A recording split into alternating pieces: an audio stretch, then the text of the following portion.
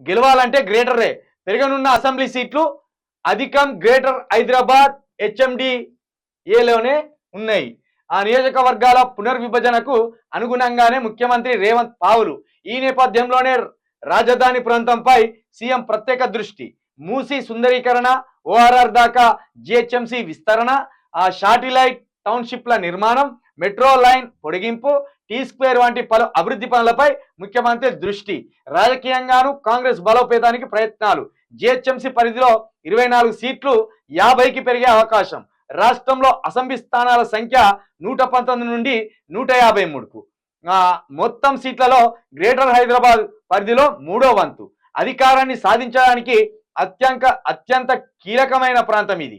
ఈ ఏడాది చివరిలో మొదలుగానున్న జనగణ ప్రక్రియ, అదే జనాభా ప్రక్రియ, ఎంతమంది ఉన్నారని లెక్క పెడతారట. ఈ ప్రకాష్ గౌడ్ అనే మరొక గొర్రెను ఇలా చేర్చుకున్నారు. ఇక ఇవన్నీ ఏ ప్రభుత్వం వచ్చినా రాజధాని మీద దృష్టి పెడుతుంది. ఇది సహజంగా జరిగేటివి.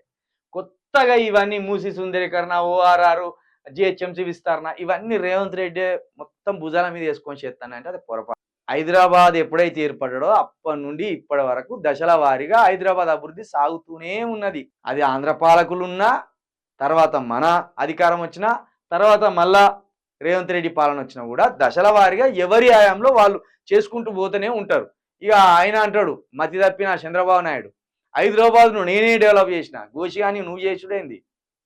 హైదరాబాద్ నిజాం కాలంలోనే ప్రపంచ స్థాయి కీర్తి ఉన్న నగరం అది. జవహర్లాల్ నెహ్రూ, సర్దార్ వల్లభాయ్ పటేలే వచ్చి ఆశ్చర్యపోయిన్లు. హైదరాబాద్లో ఇట్లా రాసులు పోసి అమ్ముతా అంటే గింత పెద్ద రాజధాని ఏంద్రా నాయన, ఇది గింత పెద్ద రాష్ట్రమా అని ఆశ్చర్యపోయిన్లు. నువ్వు ఏదో గోషి కానీ గొంగడి కానీ మాకు తీసుకొచ్చి నువ్వు అభివృద్ధి పరిచిపోయినావట. ప్రపంచ స్థాయిలో సాంకేతిక విప్లవం పెరిగే కొద్దీ కొన్ని దశలో పెరుగుతా అంటే కొన్ని సమయాల్లో అది విస్తరించుకుంటూ వస్తుంది. నువ్వు ముఖ్యమంత్రి అయినప్పుడు ప్రపంచం మొత్తం సాంకేతిక పరిజ్ఞానం అప్పుడప్పుడే పుంజుకుంటుంది. ఆ పుంజుకుంటున్న దాన్ని నువ్వు కూడా తీసుకొచ్చి ఇక్కడ పెట్టినావు. దానికి ఎవరు వేసింది? ఐటీ కాంగ్రెస్ పునాది వేసింది. హైటెక్ సిటీకి కాంగ్రెస్ ముఖ్యమంత్రి పునాది వేస్తే ఆ పునాది మీద నువ్వు ఇటుక పిల్ల పెట్టినావు, పెట్టి బిల్డింగ్ కట్టినావు. దాన్ని నేనే అభివృద్ధి చేసినాను. ఇంకెప్పుడన్నా ఇవి చంద్రబాబు నాయుడు ఎర్రగడ్డలు నూపుతాం నేను ఏమో అనుకుంటాను. నువ్వు చెప్పే మాటలన్నీ ఈ దరిద్రులు నమ్ముతారు కొంతమంది. కాబట్టి దశల వారీగా అభివృద్ధి ఉంటుంది. ఏ ఒక్కడ అభివృద్ధి చేయడు. మొత్తం అభివృద్ధి అంటే ఆగిపోయేది కాదు, అది నిరంతర ప్రక్రియ. ఒక దగ్గర ఆగిపోదు అభివృద్ధి, నిరంతర ప్రక్రియ. సెల్ ఫోన్ గింతుండే, గింతున్న సెల్ ఫోన్ గింత అయింది, గింతున్న సెల్ ఫోన్ ఇప్పుడు ఇంత అయింది, పలకంత అయింది. 2G ఉండే, 2G కాస్త 3G అయింది, 3G కాస్త 4G అయింది, 4G కాస్త 5G అయింది. రేపో మాపో 6G వస్తుంది, 7G వస్తుంది. అది అభివృద్ధి, నిరంతర ప్రక్రియ. సాంకేతిక పరిజ్ఞానం ఒక చోట ఉండదు, అది పురుగు మెసులుతూనే ఉంటుంది. ఆ పురుగు ఎక్కడో ఒకప్పుడు వినాశనం అవుతుంది.